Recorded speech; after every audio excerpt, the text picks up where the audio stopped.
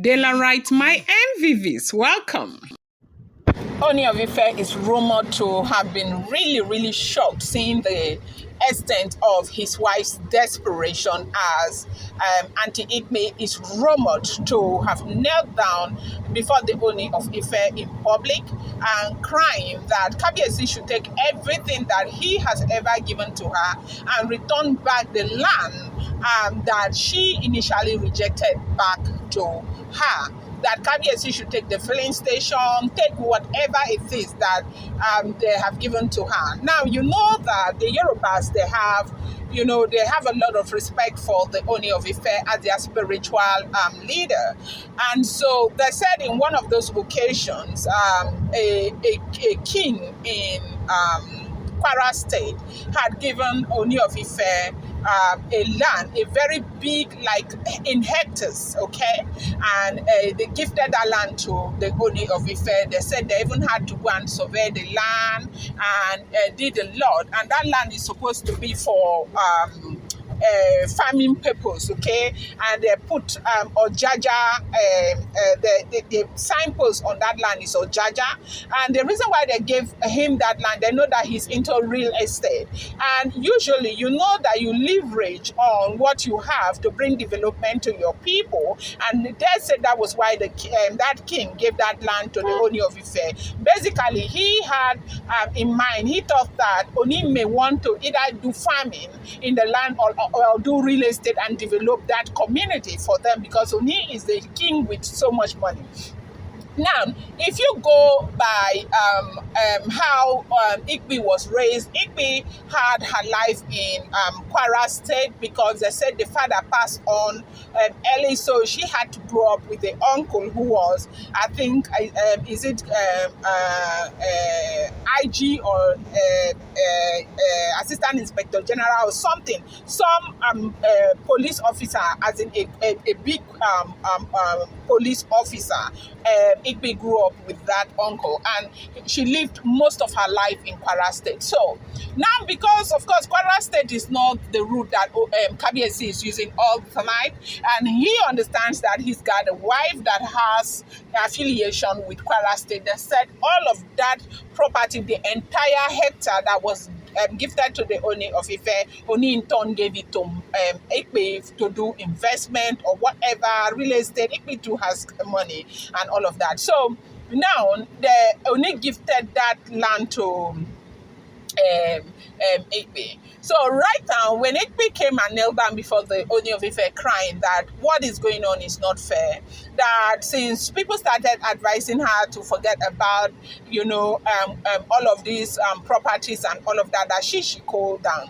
And all the things that she has been doing to offend Kabiyesi, that she is no longer doing them. And if you notice, okay, in fairness, I know a lot of you might say, then you want to go there again. She's just coming down because they clip their wings. But for maybe 3 or 2 weeks, we've 1 month, 3 weeks, we've not really heard all those juju, just all those things about Igbi, okay, that has to do with her now. And I think she calmed down, and she is saying she's not ready to fight Olori Naomi again. That Kabiyesi should just use this one and settle her. That they should retrieve that land from Olori Naomi and return back to her.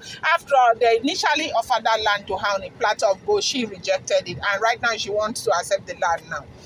And Kabiyesi said, how do you people think? Like, you think this is a banana republic or something where anything can pass, whatever way you want it, you get to see it that way? Is that what you think about, what we are doing in this palace? This was something I offered you guys. You vehemently rejected it. You acted as if it was worth nothing. You said that Nami gets all the best and they give you leftover. Like for Igbi, they said that was exactly her, utterance. She said to the Ooni of Ife that Nami gets all the best, that what she gets is the leftover of what Nami has rejected. And so that she is not going to continue like that. She was very upset and all of that over this same land.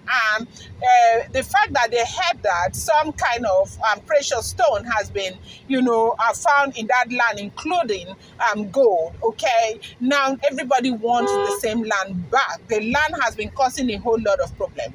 Kabiyesi said from what has happened right now, that they are not supposed to be reminded again that, look, you cannot fight Naomi and win.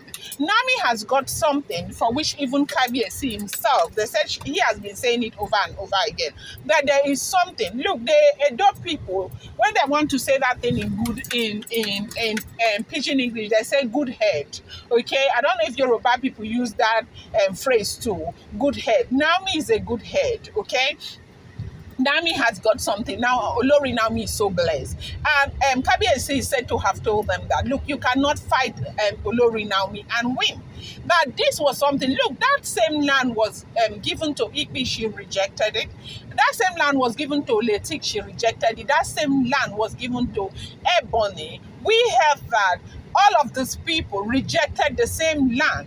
They wanted filling stations. They now gifted them filling station. There was a filling station that was given to Ade Wamiwa, and the mother was the one, kind of running that filling station. You know that Ade Wamiwa is a princess, and she carries herself as a princess. Kabiyesi loved that girl so much, and I want to think that of all of Kabiyesi's children, the girls, it's that girl that looks like Kabiyesi the most. The girl is very beautiful. Kabiyesi loved that girl. The girl is schooling somewhere. I don't know. I think if it's not UK but the girl is schooling somewhere. Even this summer now, the girl is still home. Okay, right there in the palace. So.